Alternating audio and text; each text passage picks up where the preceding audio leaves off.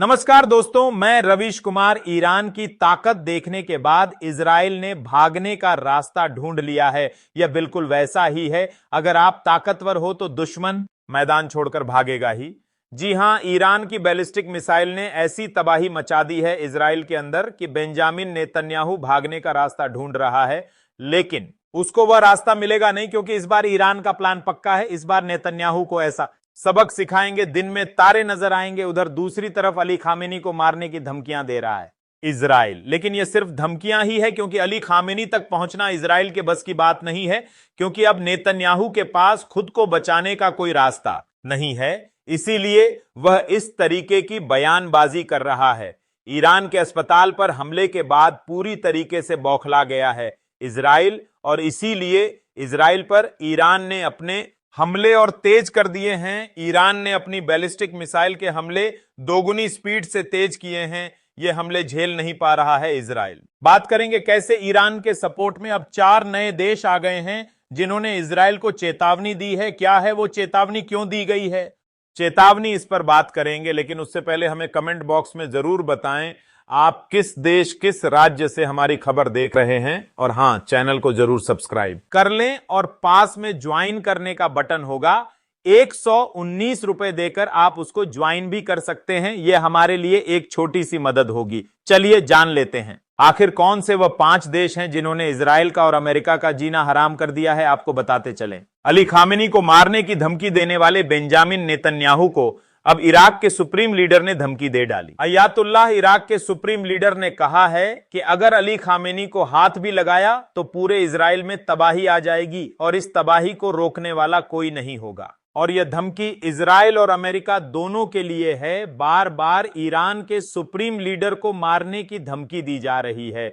यही कारण है जो यह सारे देश एकजुट हो गए हैं। ईरान की मिसाइल का जवाब नहीं दे पा रहा है इजराइल के पास ना हथियार हैं, ना ही इजराइल के पास अब ड्रोन बचे हैं। अब सिर्फ 8 दिन के हथियार रह गए हैं बेंजामिन नेतन्याहू के पास। उसके बाद घुटनों पर आने वाला है इजराइल। लेकिन ईरान का सुसाइड ड्रोन से हमला इजराइल के ऊपर तबड़तोड़ है। अब ईरान सुसाइड ड्रोन से भी हमले कर रहा है, और यह हमले झेल नहीं पा रहा है इजराइल। ईरान के अस्पताल के हमले के बाद पूरी तरीके से बौखला गया है नेतन्याहू। लेकिन यह वही नेतन्याहू है जिसने खामेनी के सारे अस्पतालों को राख बना दिया। वहां के मासूम बच्चे, डॉक्टर और आम लोग सबको मार दिया। और आज एक हमला क्या हो गया, इजराइल के अस्पताल पर तो अपना आपा खो बैठा है। बेंजामिन नेतन्याहू तब कहां गया था जब एक एक करके यह हमास के सारे अस्पताल उड़ा रहा था।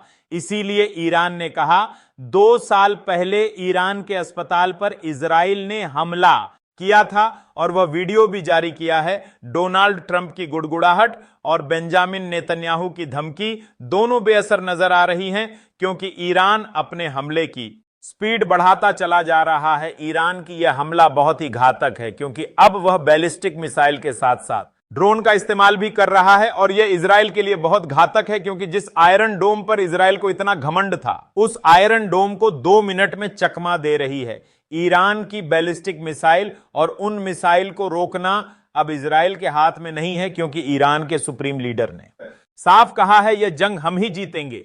इतिहास अपने आप को दोहराएगा। आज तक कोई भी जंग नहीं हारा।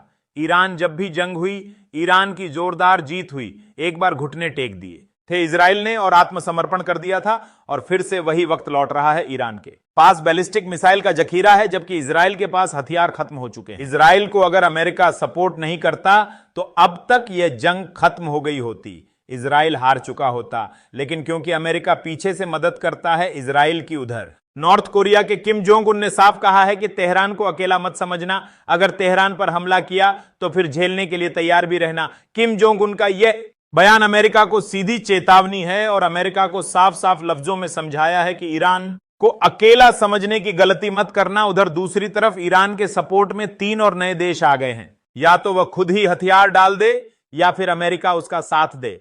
अगर अमेरिका साथ आता है तो यह जंग बहुत ही भयावह रूप ले लेगी, और फिर इस वर्ल्ड वॉर को कोई नहीं रोक पाएगा। क्योंकि अगर अमेरिका इस जंग में कूदा तो फिर चीन और रूस भी आएंगे, और देखते ही देखते यह लड़ाई जंग में तब्दील हो जाएगी। ईरान ने तो साफ कहा है कि वह अपनी लड़ाई को जारी रखेगा, चाहे अमेरिका उसको धमकी दे या कोई और।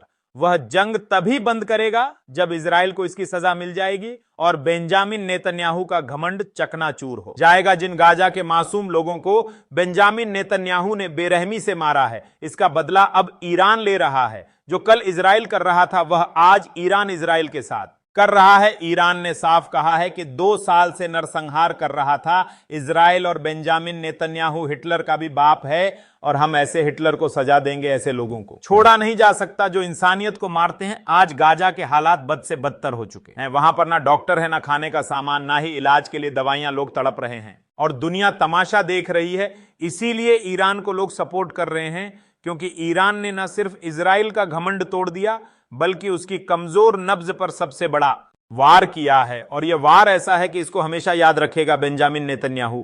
अब अपनी बर्बादी को अपनी आंखों से देखेगा बेंजामिन नेतन्याहू, क्योंकि उसकी उल्टी गिनती शुरू हो चुकी है। अब ईरान को जीतने से कोई नहीं रोक सकता। अब बर्बादी सामने दिखाई दे रही है उसको अपनी, और इसीलिए वह परेशान हो रहा है कब हथियार डालेगा, कब इस जंग से भाग जाएगा नेतन्याहू, कोई नहीं जानता। फिलहाल हमें कमेंट बॉक्स में जरूर बता दें आप किस देश, किस राज्य से हमारी खबर देख रहे हैं। और हां, अगर चैनल को सब्सक्राइब नहीं किया है तो कर लीजिए और ज्वाइन बटन दबाकर मेंबरशिप ले सकते हैं। धन्यवाद।